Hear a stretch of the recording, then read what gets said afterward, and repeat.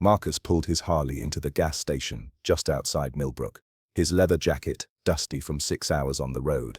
He was leading a convoy of 12 bikers heading to a charity event 2 towns over. The sun was setting, painting the sky orange and red. As Marcus removed his helmet, he heard it, a small, trembling voice from behind the dumpster. "Please, someone help." Marcus signaled to his brothers to hold position.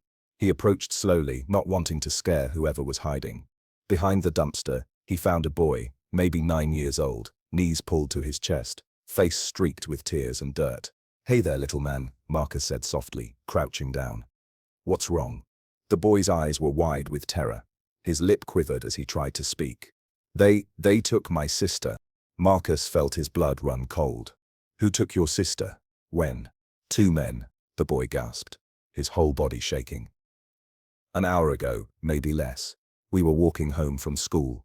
They grabbed Emma and pushed me. I ran, but they put her in a van. A white van." Before we continue, let us know in the comments where you're watching from, and don't forget to like, share and subscribe to the channel. By now the other bikers had gathered around. Jake, the club's vice president, knelt beside Marcus. "What's going on?" "This boy's sister was kidnapped," Marcus said, his jaw tight. "Within the last hour." The boy grabbed Marcus's arm. "You have to help her. They're going to hurt her. I heard one of them say something about the old factory on Route 9. Please, my mom is at work. And my dad left us last year. There's nobody else." Marcus looked at his brothers. Every face showed the same determination. These weren't just weekend riders. They were fathers, uncles, brothers. And they all understood what every minute meant. "What's your name, son?" Marcus asked. "Tommy," the boy whispered. "Okay, Tommy. We're going to find Emma." Marcus stood, his voice becoming steel. "Jake, call the police. Tell them everything. Rex, you and Danny get Tommy somewhere safe and get his mother's number. The rest of you, with me. We're heading to Route 9. No questions asked, no hesitation." The bikers moved like a military unit, engines roaring to life. Tommy watched as these strangers transformed into Emma's best chance at survival. Marcus's bike led the pack down Route 9, 9 more Harleys thundering behind him. The old factory Tommy mentioned was about 15 miles out, an abandoned textile mill that had been rotting for a decade. Local kids told stories about it, but most people avoided the place. Marcus's phone buzzed in his pocket. Jake's voice crackled through his helmet's speaker. "Police are on their way, but they said it'll be 20 minutes before they can get units to the factory. They're dealing with a major accident on the highway." "We don't have 20 minutes, Marcus growled. Every second counted. He'd seen the statistics. He knew what happened to kidnapped children when time ran out. Beside him, Iron Mike pulled up. At 6'4" and 250 pounds, Mike was the club's enforcer. But right now, his face showed raw emotion. "My niece was taken when she was 8. Mike said through the helmet comm. "Never found her. We're not letting that happen to this little girl." The others murmured agreement. This wasn't about playing hero. This was personal to every man riding. They'd all been touched by violence, by loss, by the kind of evil that preys on the innocent. As they approached the turnoff to the factory, Marcus raised his fist, signaling the group to slow down. They couldn't just roar in. That might panic the kidnappers into doing something desperate. "Spread out," Marcus commanded. "Circle the building. Look for the van. Any sign of them, you signal. We go in quiet."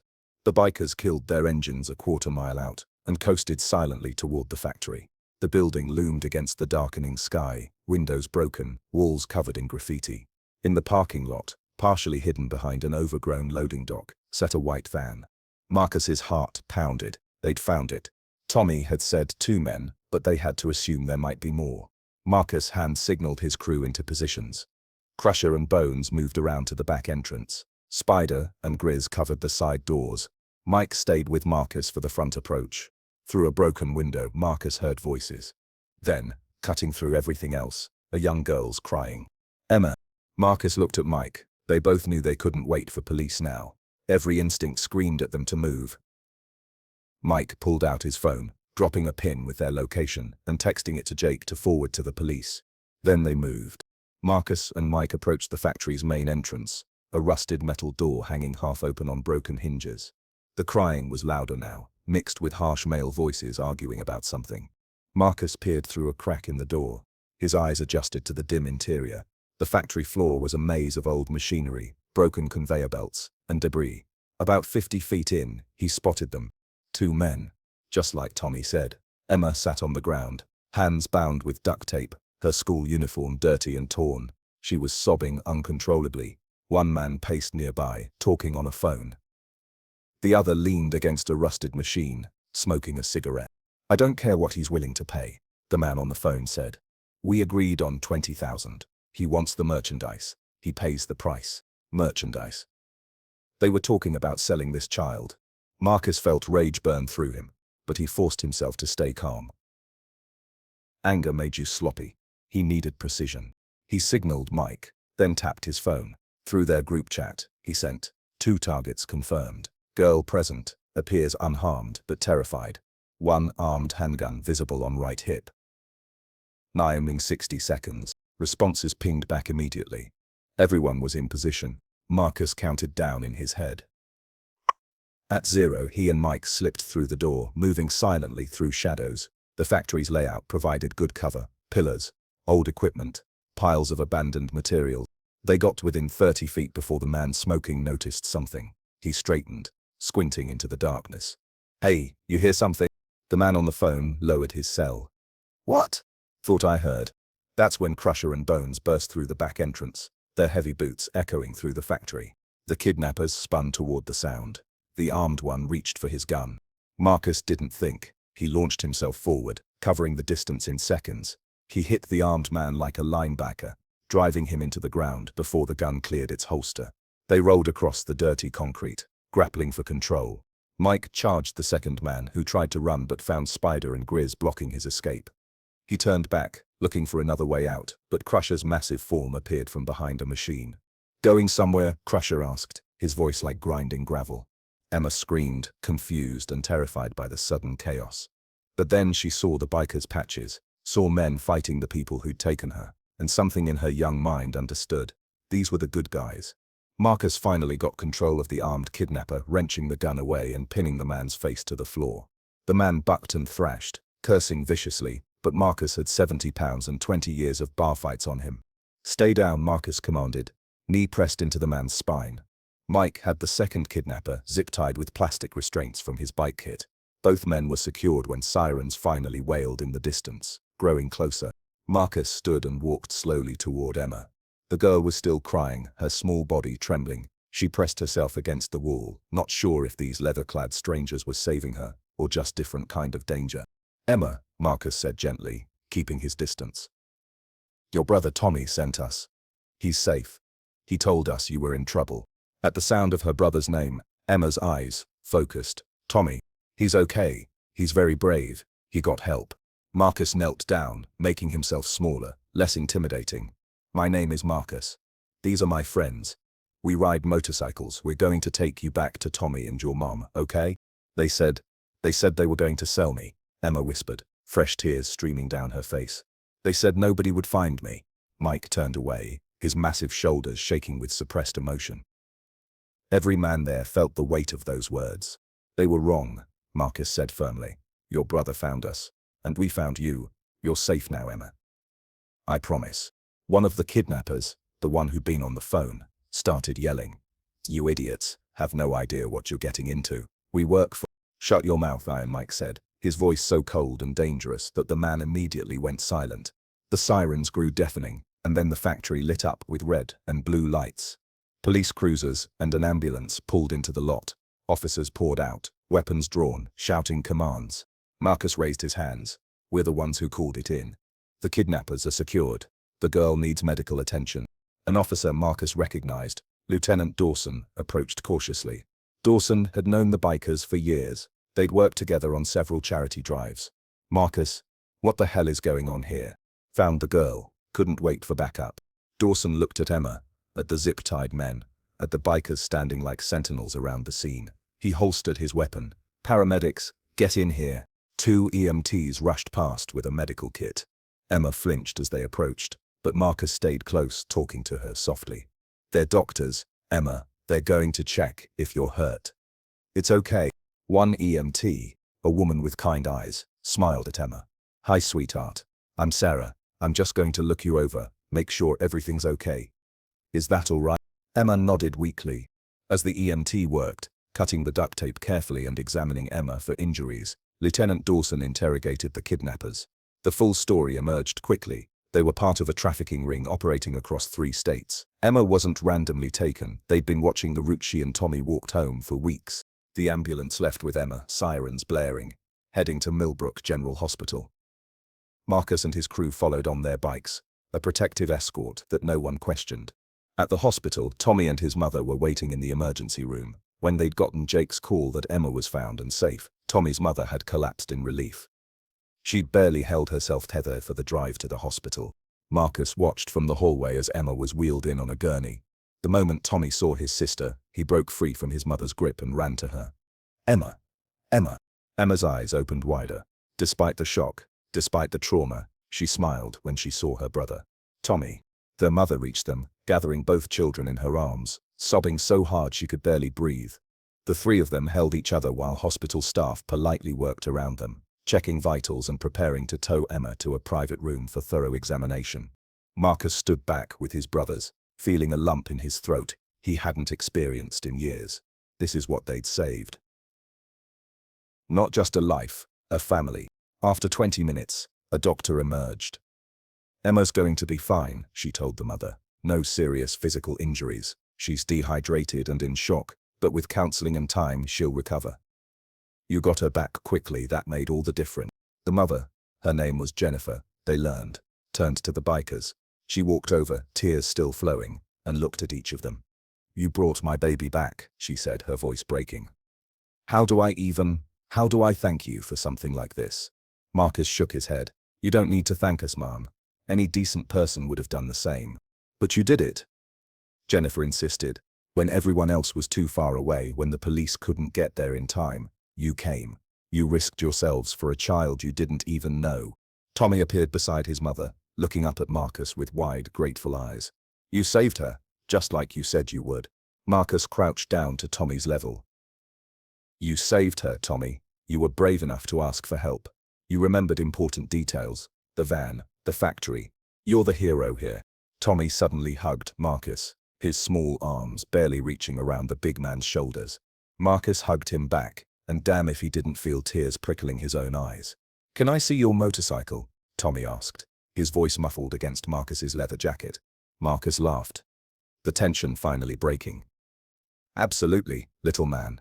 Soon as your sister's feeling better, we'll give you both a ride. Outside the hospital, the bikers gathered in the parking lot. Word had spread through their wider motorcycle community, and more riders had shown up, men and women from other clubs, all wanting to show support. Within an hour, over 50 motorcycles filled the lot. Lieutenant Dawson arrived to take official statements. He pulled Marcus aside, away from the others. You know you all could have been killed in there, Dawson said seriously. Those weren't petty criminals. We've been tracking this trafficking ring for 8 months. They're connected to organized crime across multiple states. They've hurt people, killed people who got in their way. I know, Marcus replied quietly. But that little girl didn't have 8 months. She didn't have 8 hours. Dawson was silent for a moment, then nodded. The FBI is taking over the case. Those 2 men are talking, trying to cut deals. This could bust the whole operation wide open. Might haze dozens of other kids. That news hit Marcus hard. They hadn't just saved Emma. They might have saved countless other children who would have been taken by these monsters. There's something else, Dawson continued. Media got wind of the story. By morning, this is going to be everywhere. You guys are going to be called heroes. Marcus grimaced. We're not heroes, we're just people who helped. Tell that to Jennifer and her kids. Over the next few days, the story did exactly what Dawson predicted. It exploded. News crews descended on Millbrook. The bikers' phones rang constantly with interview requests. The story resonated with people, ordinary citizens stepping up when a child needed help, not waiting for someone else to handle it. Marcus did one interview with a local news station and said only, "We did what anyone should do. We took care of someone who needed us. That's not heroism, that's just being human." But the public disagreed. Donations poured into the bikers' charity organization. Parents from across the state reached out, thanking them, sharing their own stories of missing children. The conversation shifted from just Emma's rescue to broader issues of child safety, community involvement, and standing up against evil. The bikers didn't care about fame. They cared that Emma was home, recovering with her family, beginning the healing process with the help of trauma counselors and the love of her mother and brother. 3 weeks after the rescue, Jennifer invited the bikers to her home for dinner. It was a modest house in a quiet neighborhood, with a small yard where Tommy's bike lay in the grass. Emma answered the door when they knocked. She still looked fragile, thinner than she should be, with shadows under her eyes. But when she saw Marcus and the others, she smiled, a real smile. "You came," she said. "We promised, didn't we?" Marcus replied, holding up a wrapped present. Inside, Jennifer had cooked a feast: pot roast, mashed potatoes, vegetables, fresh bread. The dining room table barely fit everyone, so people ate in shifts, filling the small house with laughter and conversation. After dinner, Tommy asked again about the motorcycles. This time, with Jennifer's permission, they took both kids outside. Marcus lifted Emma carefully onto his bike, making sure she felt safe. Jake took Tommy on this. They rode slowly through the neighborhood, just a few blocks, engines rumbling gently. Emma's arms wrapped around Marcus's waist, and he could feel her laughing, actually laughing for the first time since her row. When they returned to the house, Emma's face was bright with joy. "That was amazing. You've got a natural biker's spirit," Marcus told her, "brave and strong. Don't ever forget that." As the evening wound down and the bikers prepared to leave, Jennifer pulled Marcus aside one more time. "I need you to understand something," she said. "Before you found Emma, I was losing faith in people. After her father left, after struggling alone, working 2 jobs just to keep us fed, I started thinking the world was just a cruel place. But you and your friends, you showed me that good people still exist, people who help strangers, people who risk everything for what's right." Marcus didn't know what to say. He just nodded. "You gave me back my daughter," Jennifer continued. "But you gave me back something else too. Hope. Thank you, Marcus. Thank you for being you." 2 months later, Marcus received a letter. It was from Emma, written in careful, childish handwriting. "Dear Marcus and all the bikers, thank you for saving me. I was so scared, but when you came I knew I would be okay. Tommy said you are heroes, my mom says you are angels. I think you are both. When I grow up I want to help people like you did. I want to be brave like Tommy and strong like you. I will never forget what you did. Love, Emma." Marcus kept that letter in his wallet. Every time he rode, every time he doubted himself or wondered if he was making a difference in this world, he'd pull it out and read it. The story of Emma's rescue changed the motorcycle club. They expanded their charity work, focusing on child safety initiatives. They partnered with schools to teach kids what to do if approached by strangers. They organized self-defense classes for single mothers. They became vocal advocates for protecting the vulnerable. But mostly they just kept being who they'd always been. Ordinary people who refused to be bystanders when someone needed help. Because that's what the brotherhood was really about.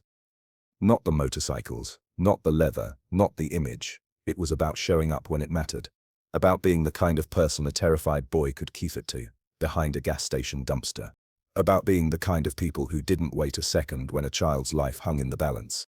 Tommy and Emma grew up knowing that when the world got dark, there were people out there who would ride into that darkness to bring you home. And one day, they'd become those people for someone else. The bikers didn't need fame or recognition. They had something better. They had purpose. They had brotherhood.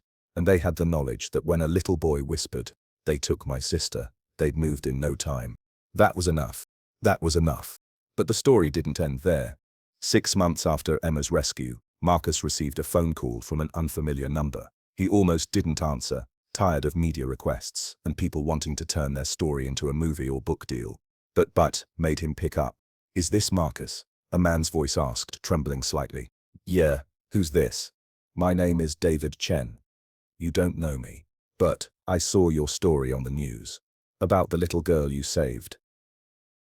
I need help. My daughter, Lily, she's been missing for 3 days. The police are working on it, but they have no leads and I'm losing my mind." Marcus sat up straighter, his blood running cold with familiar urgency. "Tell me everything." David explained through barely controlled panic. His 14-year-old daughter had disappeared after school. Her phone was found in a parking lot, smashed. There were no witnesses, no cameras that caught anything useful. The police were treating it as a runaway situation initially, wasting precious time, until they found evidence suggesting foul play. I don't have anyone else to call, David said, his voice breaking. The police say they're doing everything they can, but I can see it in their eyes. They don't think they'll find her alive. But you found Emma. You didn't give up. Please, I'm begging you. Marcus looked at the letter from Emma still sitting on his desk. He thought about Tommy's terrified whisper behind that gas station. He thought about how many other families might be going through this nightmare right now. Where are you located? Marcus asked. Riverside. About 2 hours from Millbrook. I'll make some calls. Give me your address. We'll be there tomorrow morning. After hanging up, Marcus immediately contacted his crew. Then he did something else. He reached out to other motorcycle clubs across the state. Within hours, he had commitments from over 100 riders. But more importantly, he contacted Lieutenant Dawson. Marcus, I know what you're thinking, Dawson said when Marcus explained the situation. But Riverside isn't my jurisdiction. I can't officially. I'm not asking you to do anything official, Marcus interrupted. I'm asking you to make some calls. Connect me with whoever's running the investigation. We have resources, people, time, motivation. Let us help. Dawson was quiet for a moment. The detective handling the case is named Sarah Morrison. She's good, Marcus. One of the best. But she's also drowning in cases with no resources. I'll reach out to her, see if she's willing to coordinate with civilian volunteers. The next morning, Marcus and 15 of his core crew rode to Riverside. They met David Chen at his home, a modest townhouse where Lily's mother sat on the couch, surrounded by tissues, her eyes red and swollen from crying. Detective Morrison was there too, a sharp-eyed woman in her 40s with the exhausted look of someone who'd been working 70-hour weeks. She studied the bikers with obvious skepticism. Mr. Chen called you, she stated, not quite a question. He did, Marcus confirmed. We're here to help however we can. This isn't like what happened with Emma, Morrison said bluntly. That was luck and timing. This is a complex investigation with possible connections to multiple crimes. I appreciate the sentiment, but this requires trained professionals. We're not trying to replace you, Detective, Marcus said calmly. But you're one person with limited resources. We're 100 people with motorcycles, time, and motivation. We can canvass neighborhoods, distribute flyers, check places your officers don't have time to check. We can be extra eyes and ears. Morrison looked ready to refuse, but David Chen spoke up. Please, Detective, I'll take any help I can get. The detective's expression softened. She understood desperation. She'd seen it in too many parents' eyes. Fine. But you operate under my direction. You find anything, you call me immediately. No cowboy heroics like last time. This could be dangerous. Understood, Marcus agreed. They spent the next 3 days searching. The bikers split into teams, covering every part of Riverside and surrounding areas. They talked to shopkeepers, showed Lily's photo to homeless populations who often saw things others misses, checked abandoned buildings and isolated areas. Tommy and Emma came with their mother to help distribute flyers. Emma, despite her own trauma, insisted on being there. Someone helped me, she told Marcus. Now I help someone else. On the 4th day, a break came from an unexpected source. One of the bikers, a younger member named Alex, was checking behind a strip mall when he noticed something, a piece of fabric caught on a dumpster's edge. It was bright pink, matching the description of a scarf Lily had been wearing. Alex immediately called it in. Detective Morrison arrived with a forensics team within 20 minutes. The fabric was confirmed as Lily's. Nearby they found more evidence, scuff marks, a broken keychain that Lily's mother identified as belonging to her daughter. She was here, Morrison said, studying the scene. Recently, within the last day or two, the strip mall backed up to an industrial area with several warehouses. Morrison got warrants and organized a systematic search. The bikers formed a perimeter, making sure no one slipped past, while police cleared each building. In the 5th warehouse they checked, they found her. Lily was locked in a storage room, dehydrated and terrified, but alive. Her captor, a man who worked at the strip mall and had been grooming her online for months, was arrested trying to lay through a back exit. He ran straight into Iron Mike, who held him until police arrived. The reunion between Lily and her parents was just as emotional as Emma's had been. David Chen couldn't stop thanking everyone, couldn't stop crying with relief. His daughter was home. Detective Morrison pulled Marcus aside as the scene was being processed. I was wrong, she admitted, about civilian involvement. You organized this search better than most departments could have with limited resources. You got people looking who cared, who didn't stop when their shift ended. We just did what needed doing, Marcus replied. No, Morrison said firmly. You did more than that. You gave this family hope when the system was failing them. You mobilized a community. That matters. News of Lily's rescue spread quickly, but this time, something different happened. Other communities reached out, wanting to organize similar volunteer networks. Parents formed groups. Motorcycle clubs across the country contacted Marcus, asking how to set up their own rapid response teams for missing children. Within a year, what started with Emma's rescue had grown into a nationwide network. They called it the Brotherhood Watch. Volunteer organizations trained to assist in missing children cases, to canvass areas, to tow resources that overwhelmed police departments often lacked. Marcus found himself traveling the country, teaching other groups how to organize, how to coordinate with law enforcement, how to search effectively and safely. The original Millbrook crew became advisors and trainers. Emma and Tommy attended several of these training sessions with their mother. Emma, now 11 years old and in therapy but healing, spoke to groups about her experience. Her voice shook at first but grew stronger with each telling. I was so scared, she told a room full of volunteers in Chicago. I thought no one would find me. But someone did. Tommy was brave enough to ask for help, and Marcus and his friends were brave enough to give it. Now you're all being brave too. You're going to save people like me. Thank you for caring about kids you've never met. There wasn't a dry eye in the room. Back in Millbrook, life gradually returned to normal, but nothing was quite the same. The gas station where Tommy first found Marcus installed a memorial plaque. Where courage met compassion. The local school taught a unit about community responsibility, using Emma's story as a central example. On the one-year anniversary of Emma's rescue, the town organized a celebration. Hundreds of people attended, the bikers, the families they'd helped, community members, even some of the police officers who'd worked the cases. Marcus stood at a podium, looking out at the crowd, feeling overwhelmed. A year ago, a brave little boy whispered 4 words that changed everything. They took my sister. Those words reminded us that we're all responsible for each other, that we can't just look away when someone needs help, that ordinary people can do extraordinary things when we work together. He paused, seeing Emma and Tommy in the front row, both wearing t-shirts with the Brotherhood Watch logo. We didn't save Emma alone that day. Every person who helped, who searched, who cared, we all saved her together, and we've saved others since. Not because we're special, but because we chose to act. That choice is available to everyone. You don't need a motorcycle or a leather jacket. You just need to care, and to move when someone needs you. Don't wait. Don't assume someone else will handle it. Be the person who steps up. The crowd erupted in applause, but Marcus wasn't finished. Emma asked me once what makes someone a hero. I told her heroes are just people who help when help is needed. By that definition, everyone in this room is a hero. Everyone who's ever stopped to ask if someone's okay, who's reported something suspicious, who's taken the time to care about a stranger, you're all heroes. Emma's alive because people chose to be heroes. Let's keep making that choice, every single day. As the celebration continued, Marcus watched families mixing, bikers talking with police officers, community members sharing stories.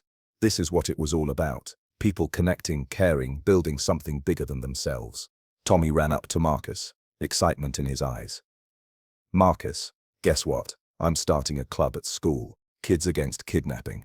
We're going to teach other kids how to stay safe and what to do if they see something wrong. Marcus grinned. That's fantastic, Tommy. You're going to help a lot of people. I learned from the best, Tommy said, then ran off to join his friends. Emma approached more slowly, her mother beside her. She handed Marcus an envelope. I wrote you another letter, she said shyly. But this one's different. Marcus opened it carefully. Inside was a drawing. Emma had sketched the moment Marcus had found her in the factory, reaching out his hand to help her up. Below the drawing, she'd written, "You showed me that darkness doesn't last forever. Someone always brings the light. Thank you for being my light. Now I'll be someone else's." Marcus couldn't speak for a moment, emotions overwhelming him. Finally, he knelt down and hugged Emma gently. "You already are," he whispered. "You already are." As the sun set over Millbrook, the sound of motorcycle engines filled the air, not roaring away, but idling gently, a reminder that the Brotherhood Watch was always there, always ready, always listening for that whispered plea for help. Because some things were worth fighting for. Some moments demanded action, not hesitation. Some whispers needed to be heard, and the bikers would never stop listening.